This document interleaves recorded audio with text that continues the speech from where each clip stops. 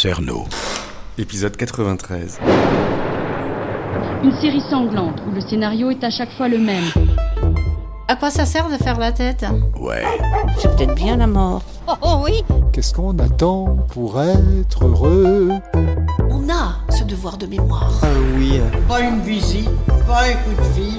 Oui, Jacqueline, oui. Qu'est-ce qu'on mange? Je dis, mais si je faisais une soupe de champagne.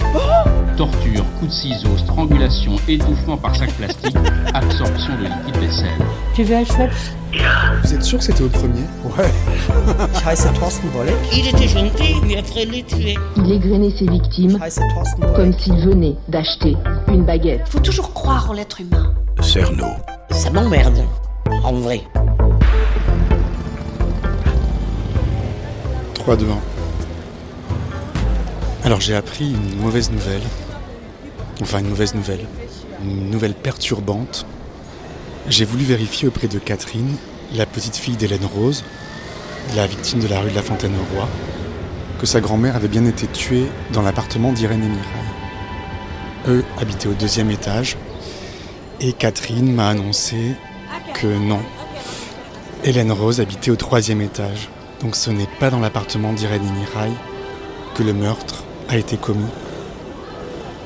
Ce qui veut dire que toute cette piste sur les fantômes, que je suis déjà depuis plusieurs semaines et dans laquelle je vous ai embarqué, s'effondre.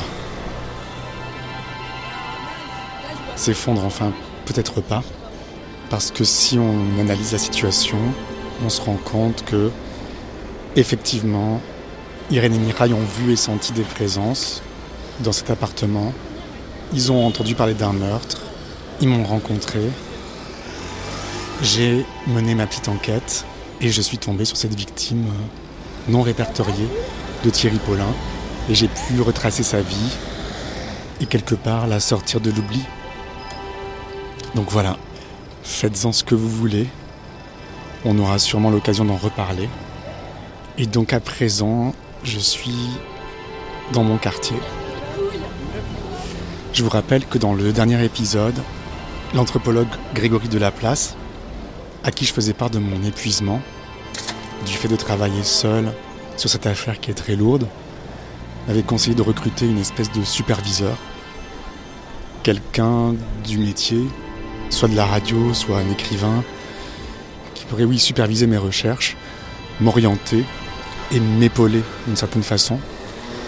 Et alors je sais que dans mon quartier vit un de mes écrivains préférés, dont j'ai souvent parlé dans ce podcast, ou même dans les bonus, qui sont réservés aux abonnés au Patreon. Cet écrivain, c'est Philippe Janada. Je le croise tout le temps dans mon quartier. Il est habillé tout en noir. Et je suis vraiment fan de ses livres.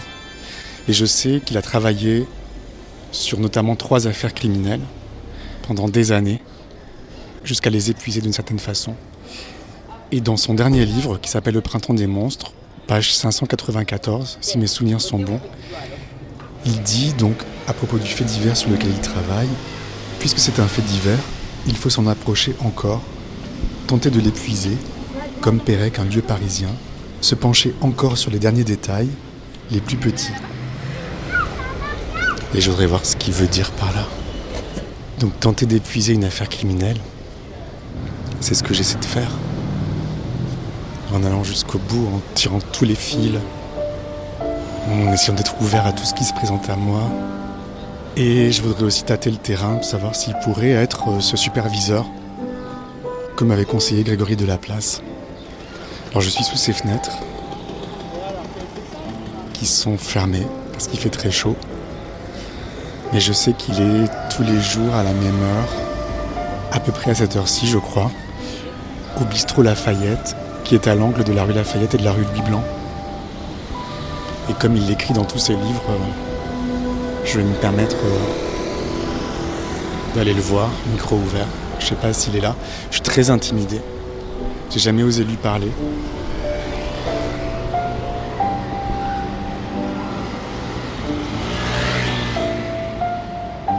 Je m'approche du bistrot Lafayette. Il y a des gens en terrasse. Mais je vois pas Philippe Janada. Peut-être qu'il est à l'intérieur. Bon allez, je me lance. J'entre. Bonjour monsieur. Est-ce que vous avez vu Philippe Janada aujourd'hui ? J'ai pas compris. Philippe Janada. Philippe Janada, il va arriver tout à l'heure, pas tout de suite. Vers quelle heure ? Je sais pas, vers 18h, 19h, comme ça. Ah ok, je repasse alors. Merci beaucoup. Je suis en avance. Bon, je vais faire une course et je reviens.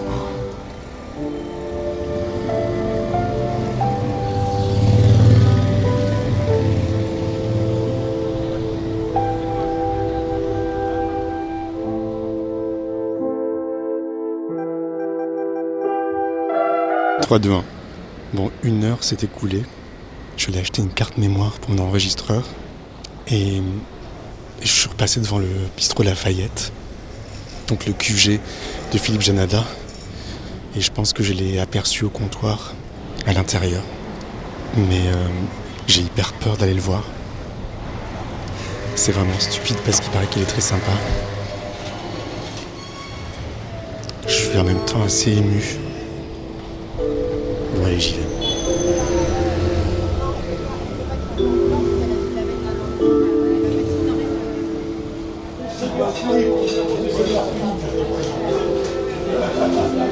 Qu'est-ce que c'est que ça ? Il m'a dit que quelqu'un était passé, qu'est-ce qui se passe ? Bonjour. Bonjour. Je m'appelle Julien. Bonjour Julien. Vous êtes Philippe Janada ? Yes, I am. Je vous dérange ? Un peu, ouais. C'est pas très grave, mais oui. C'est vrai, je vous dérange. Mais qui êtes-vous, Julien ? Je suis journaliste. Oui. Je fais un podcast D'accord. sur une affaire criminelle. Ah, laquelle ? L'affaire Thierry Paulin. Oh non, c'est vous qui faites ce truc interminable ? Oui. Tout le monde m'en parle, tout le monde me dit c'est extraordinaire, faut absolument que tu écoutes ça. C'est vrai ? Et je suis allé regarder, j'ai vu qu'il y avait 90 épisodes, j'ai dit oula, quand j'aurai le temps, mais là, donc pour l'instant, non, mais pas mal de gens m'en parlent, ouais. Il s'appelle l'enquête, l'anti-enquête. C'est ça, ouais. Ah bah voilà. En fait, j'habite rue Louis Blanc. Ah bah on est voisins. On est voisins. Et je me suis rendu compte que Jean-Thierry Mathurin, le complice et amant de Thierry Paulin, avait habité dans mon immeuble dans les années 80. Ah oui. Donc j'ai ce point de départ. Ben c'est bien. En tout cas, le principe, j'ai encore rien écouté, hein, mais je le ferai. Le principe est absolument formidable. Vous creusez un peu partout, de tous les côtés, vous allez sur toutes les petites rues et les impasses. Je vais sur les lieux de crime et je vois ce qui se passe. Bah, comme moi, voilà, on fait la même chose. Ouais, je suis un grand fan. Et ben moi, peut-être bientôt aussi, ça sera réciproque. En fait, je vous ai vu souvent ici, mais j'ai jamais osé vous parler parce que je suis un peu timide. Ben alors moi, n'en parlons pas. C'est vrai ? Ouais, et ben bien sûr, je suis timide, sinon j'écrirais pas des livres. C'est un truc de timide d'écrire des livres. C'est une façon de ne pas parler déjà, et en plus de le faire tout seul dans son coin. C'est un truc d'enfant, quoi. On raconte un truc et ensuite on n'est pas là quand les gens le regardent ou l'écoutent ou le lisent. Donc, et vous, c'est peut-être un peu pareil. Mais oui, bien sûr, c'est un truc de timide, c'est un moyen d'expression timide, l'écriture. Je savais pas que vous étiez timide. Ben, on se connaît peu, faut dire. C'est vrai.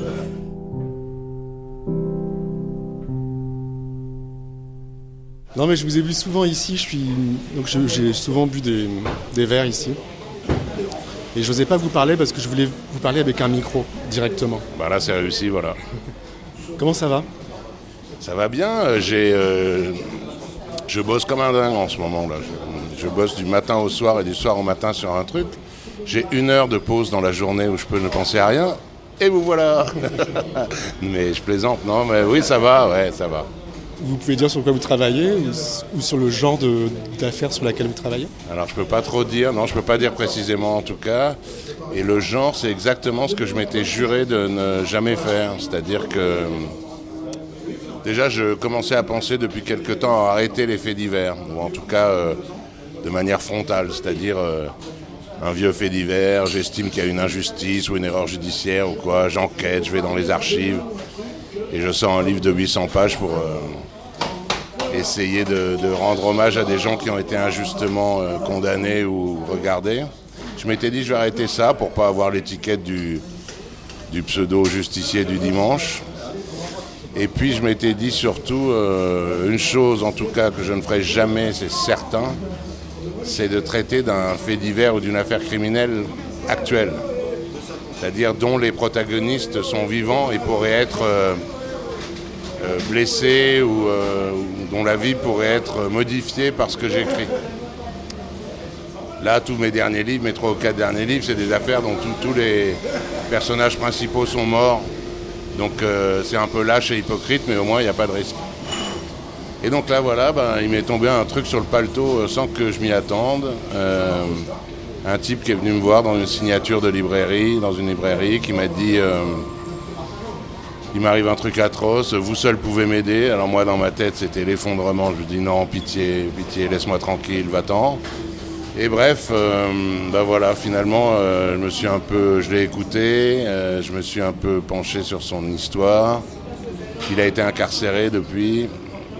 Cet homme-là ? Oui, cet homme-là. La semaine suivante, il a été incarcéré. Il a pris 15 ans. J'ai noué des liens d'amitié avec sa femme. Elle m'a transmis le dossier d'instruction que j'ai lu pendant des mois et des mois dans les moindres détails. Et là, je suis en train d'essayer, je suis en train d'écrire quelque chose pour essayer de l'aider, parce que sinon, il ne sortira pas de prison. Il a 66 ans, il a pris 15 ans. Bon. Donc voilà, j'écris un truc à toute vitesse pour que ça sorte vite. Ça va être court et normalement il faut que je rende le manuscrit à mon éditeur dans une 12aine de jours à peu près. Donc là je suis en plein travail. Jour et nuit, je ne pense qu'à ça, ouais. Et je ne fais que ça. D'accord. Moi je suis venu vous demander des conseils. Des quoi ? Des conseils. Alors là, des conseils à propos de quoi ? Alors déjà, j'ai dévoré Au printemps des monstres, votre dernier livre. J'étais très triste de le terminer parce que j'aurais aimé que ça dure encore. Pourtant, il y a pas mal de lecteurs qui ont trouvé que ouf, c'est fini, quoi. C'est quand même un gros truc, c'est monstrueux comme taille de livre. Donc bravo d'avoir terminé, et ça me touche évidemment que vous ayez été triste que ce soit déjà fini.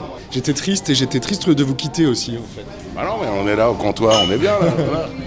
Mais alors, page 594 précisément, vous dites, en parlant de l'affaire criminelle sur laquelle vous avez travaillé, l'affaire Luc Taron, que comme c'est un fait divers, il faut tenter de l'épuiser.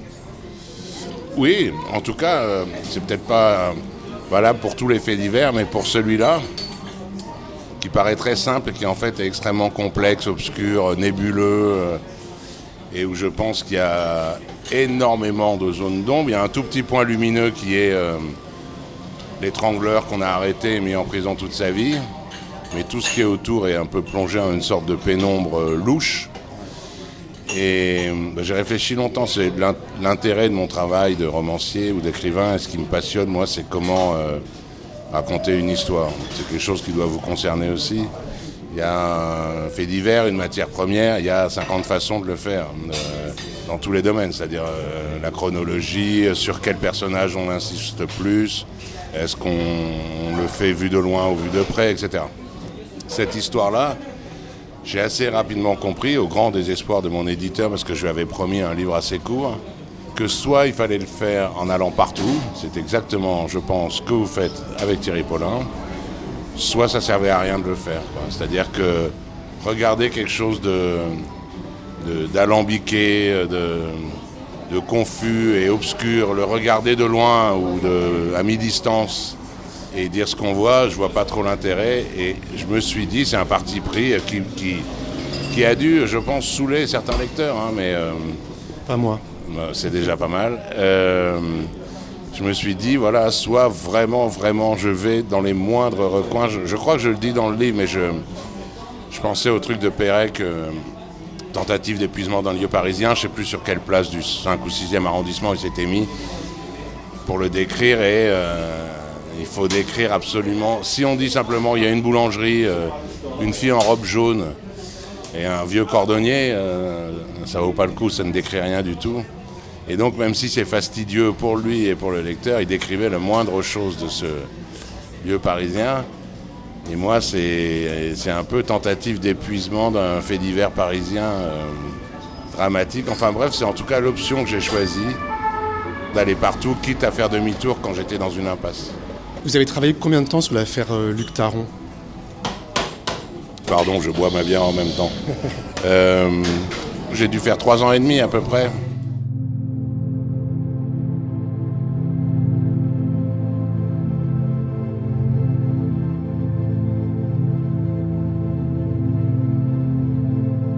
En tout, et sur 3 ans et demi, il doit y avoir 2 ans recherche, de documentation, pendant lesquelles je suis pas du tout écrivain. C'est-à-dire, c'est comme si j'étais un peu une sorte d'enquêteur amateur ou de Colombo à la petite semaine ou je sais pas quoi. Mais je pense pas du tout au livre. Je cherche simplement à réunir le plus de documentation possible et ensuite à la classer, à l'organiser, à essayer de faire des rapprochements entre tel et tel dossier ou tel et tel témoignage. Mais je ne pense pas du tout, je commence pas à écrire, je n'y pense pas, je pense à rien, je pense même pas à la construction du livre. Ça me vient peut-être inconsciemment, j'en sais rien, mais j'y pense pas. Et puis une fois que j'estime avoir toute la documentation, toute la matière première qu'il me faut, et là je fais l'inverse, c'est-à-dire que j'arrête de me souvenir que c'est une histoire réelle et fait divers réels. Je me comporte comme si pendant 2 ans j'avais réfléchi très intensément, comme devait faire, j'imagine, Agatha Christie ou je sais pas qui, ou les grands spécialistes du polar de fiction, qui inventent des trucs, qui font des petites notes avec des descriptions de personnages, qui construisent tout. Voilà, j'ai essayé d'arrêter de me rappeler que c'était une histoire vraie, que c'était simplement mon matériau, et à partir de là, je ne suis plus que écrivain. Et puis après, mais je commence jamais un livre, et celui-là peut-être encore moins qu'un autre. J'écris jamais la première phrase sans avoir en tête, en tout cas grosso modo, tout le déroulement de ma narration. Bah, évidemment, je suis pas un cerveau extraterrestre, hein, mais de savoir où je vais et par quel point je vais passer. Parce que moi, ça fait 3 ans maintenant que je travaille sur cette affaire, Thierry Paulin. D'une façon assez différente parce que je cherche pas à réunir des pièces, à lire des dossiers, tout ça. Mais je cherche un peu à tirer tous les fils qui se présentent à moi en allant sur les lieux de crime, en répondant aux gens qui me contactent. Et je m'aperçois qu'en fait, c'est un travail sans fin. Et je me demande comment on fait pour épuiser une affaire sans s'épuiser soi-même. Bah vous ne pouvez pas. Moi, j'ai quand même un avantage, c'est que même si je tire sur la ficelle ou sur la corde, mon but n'est pas de résoudre une affaire, mon but est d'écrire des livres. Vraiment, mon seul objectif, c'est de raconter des histoires aux gens sous la forme de livres. Inévitablement, c'est comme quelqu'un qui fait des films, inévitablement, c'est un objet qui doit être fini. C'est-à-dire que là, je pousse vraiment, puisque je fais plus de 900 pages. Au-delà, ce serait pas raisonnable, quoi. C'est-à-dire que tout d'un coup, ça deviendrait... Un mec qui fait un film, par exemple, il peut faire un film de 4 heures, 5 heures.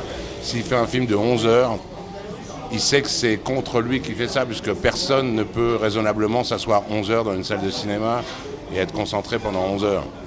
Alors c'est pour ça qu'il y a des gens qui ont fait des feuilletons avant, maintenant des séries. Et que là, ça peut durer... Il y a des... Je connais pas les noms, mais les trucs genre Les Feux de l'amour ou je sais pas quoi, ça dure depuis 40 ans, quoi. Ou même, il y a des séries qui ont plein de saisons et ça marche comme ça. Mais moi, je suis contraint, et heureusement pour moi, hein, par la forme de ma discipline artistique. Vous, non. Vous, c'est sans fin parce que peut-être que dans 20 ans, vous en serez au 483e épisode. Je vois dans tous les livres, tous mes derniers livres, je pourrais, si je me bridais pas, il y a toujours sur le côté l'histoire de quelqu'un qui a, par exemple, quelqu'un qui aurait été en prison avec Lucien Léger, où j'ai eu ça dans La Petite Femelle, à un moment qui est mon avant-dernier livre. Donc je raconte la vie de Pauline Dubuisson, puis elle a été incarcérée 10 ans, donc je me dis, je vais voir, c'était une prison pour femmes, je me dis, je vais voir quelles femmes ont été incarcérées avec elle. Je cherche les femmes qui étaient à la centrale de Haguenau dans les années entre 50 et 60. J'en trouve plein, enfin plusieurs, donc qui sont encore connues aujourd'hui. Et chacune, j'avance dans leur histoire, je creuse leur histoire, je me rends compte que ça m'intéresse. Et je me dis, en fait, à partir de là, de simplement 7 maisons d'arrêt pendant les 10 ans des années 50, je pourrais écrire 8 livres, ou à l'intérieur d'un même livre, des centaines et des centaines et des centaines de pages. Donc moi, je suis obligé de me freiner, de me faire violence presque, puisque mon but est de mettre entre les mains des gens un objet un peu lourd parfois, mais un objet qui puisse soulever jusqu'à leurs yeux et lire pour que je leur raconte l'histoire. Vous êtes piégés vous-même, c'est-à-dire qu'il n'y a pas de fin, et j'imagine en plus que comme ça sort au fur et à mesure, moi les gens qui m'ont parlé de votre anti-enquête me disent qu'ils attendent avec impatience la suite. Donc, mon pauvre Julien, je crois que vous êtes maudit jusqu'à la fin de vos jours, vous ne pourrez plus jamais vous arrêter. puisque personne ne vous autorisera à vous arrêter, ni vous-même, ni ceux qui vous écoutent.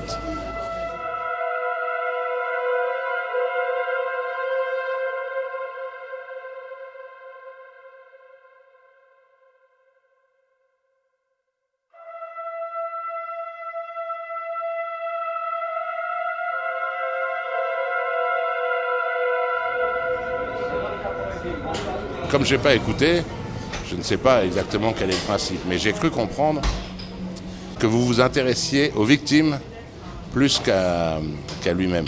Moi, je m'intéresse un peu à tous les gens que ça me permet de rencontrer aussi, en fait, et ça me permet de rencontrer des milliers de gens. Oui, qu'est-ce que je fous là d'ailleurs? Moi, je n'ai rien à voir avec... Guy Georges, vous m'auriez dit, il y a juste à côté d'ici, là, à 50 mètres, il y a une des victimes de Guy Georges, Hélène Frinkin. Oui, rue du Faubourg Saint-Martin. Droite, là, oui, juste à côté du restaurant japonais. Tous les jours, je passe devant la porte, je regarde la porte. Pareil. Ah bah voilà. Mais alors Thierry Paulin, non pas quoi. Il a tué sa dernière victime dans mon pâté de maison là-haut, rue Caille. Ah, 22. Ah, je savais pas, bah oui, on est juste à côté, où maintenant il y a tous les restos sri-lankais. Oui. Et moi j'ai une amie qui a connu Thierry Paulin, je crois. Non. Ouais, il sortait beaucoup, enfin il faisait des trucs le soir, et je vais pas vous donner son nom parce que elle a peut-être pas envie qu'on en parle. Mais oui, qu'il a fréquenté à l'époque. Ouais. À l'époque où évidemment c'était juste un jeune Parisien comme les autres. Qu'est-ce que vous en pensez de cette affaire, vous? Je la connais pas bien. En fait, en vrai, moi je m'intéresse pas beaucoup aux tueurs en série. Ce qui m'intéresse dans un fait divers ou une affaire criminelle, c'est le côté... banal, être humain normal, vie normale, et tout d'un coup qui est coupé en deux par un coup de hache, aussi bien pour le coupable que pour la victime. Les faits divers, encore que Thierry Paulin, c'est peut-être pas pareil. Je veux dire pas les faits divers, les serial killers, c'est un truc fou, quoi. Il y a un truc, le mec il a le cerveau, il a un truc qui est déjanté dans son cerveau. Thierry Paulin, c'est peut-être pas pareil parce que c'était par intérêt, c'est comme un braqueur de banque, sauf qu'il tuait des vieilles dames au lieu de braquer des banques. Mais sinon, tous les tueurs en série américains, ou même Guy Georges, ou quoi, il y a quelque chose qui est trop loin de l'humanité telle qu'elle m'intéresse pour que je me penche là-dessus. Et donc, l'histoire de Thierry Paulin, je la connais pas beaucoup, à part ce que tout le monde sait, quoi. C'est-à-dire que, ben voilà, il voulait de l'argent, enfin, il était en tout cas assez tordu, assez fou pour se dire, mamie, à 300 €, ça vaut le coup de la tuer. Même pas, hein. Même pas 300 €. Hein. Même pas 300, donc bon, il était quand même bien barré, mais je connais pas bien. Enfin, pourtant, je m'intéresse beaucoup aux faits divers et à toutes sortes de faits divers. Je connais Thierry Paulin comme à peu près n'importe qui dans le bistrot qui vous en parlerait, quoi. Maintenant, Julien, là, j'étais venu pour me détendre un peu, et surtout, je dois aller à la pharmacie. Ah. Oui, donc nous allons interrompre, mais vous repasserez, si vous voulez, dans un autre épisode. Bah oui, volontiers, j'ai encore des questions.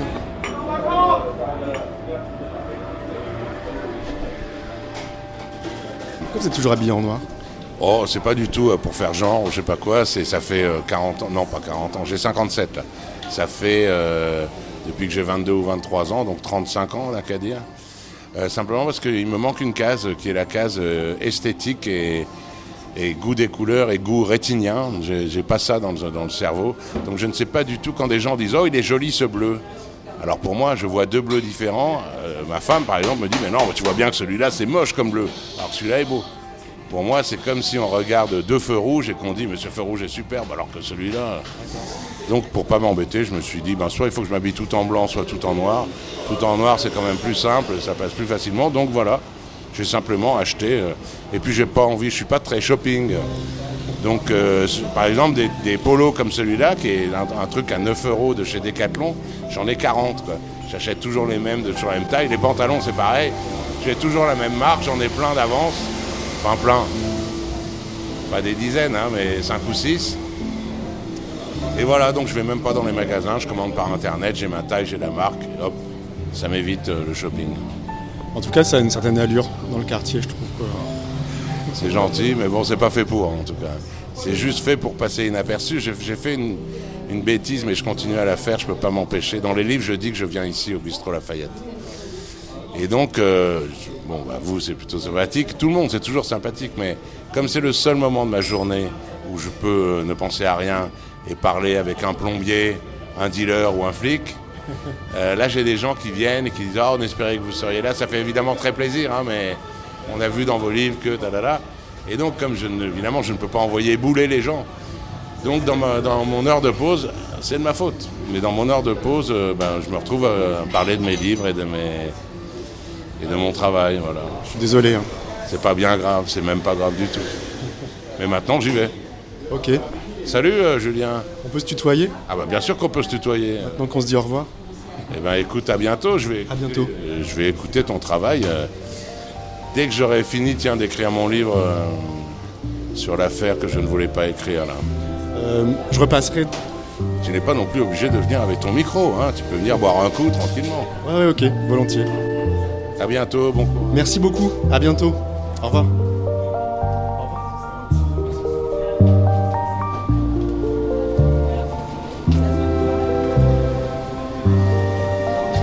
Bon voilà. J'ai rencontré Philippe Janada. Bon, alors il m'a bien dit que j'étais condamné à continuer probablement. Il faut que je m'accroche. Pour ce qui est de la supervision, je ne lui ai pas posé la question parce que je me dis qu'il faut d'abord qu'il écoute mon travail. S'il l'écoute, et quand il l'aura écouté, je pourrais peut-être lui poser la question. Donc voilà, comme on est fin juin, je pense qu'il est raisonnable que je prenne quelques semaines de vacances, que je prenne le temps de dormir, de lire, de me reposer, de penser à autre chose. Si je veux pas que cette affaire me tue, j'aimerais pas devenir la dernière victime de Thierry Paulin.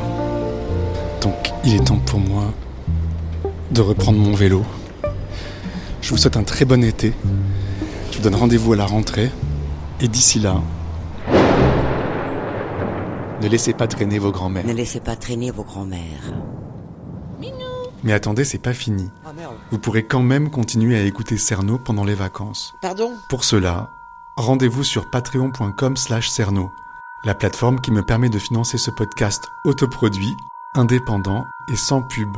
Chaque dimanche de l'été, un feuilleton inédit sera consacré à Marie-Louise Miraud, une victime non répertoriée de Thierry Paulin, retrouvée assassinée en 1987, rue de la Roquette, dans le 11e à Paris. Malgré les preuves irréfutables de sa culpabilité, Paulin a toujours nié ce crime. Edith, la fille de la victime, nous racontera toute cette histoire. Qui était sa mère ? Que s'est-il passé le soir du 20 octobre 1987 ? Moi, j'étais pas là, évidemment, quand ma mère a été assassinée. J'ai reçu un coup de téléphone, je crois que c'était un dimanche matin, de ma sœur, qui me dit Edith, maman a été assassinée et mon frère et Claude, mon frère, est en prison. À suivre. À très bientôt donc, sur patreon.com/Cerno.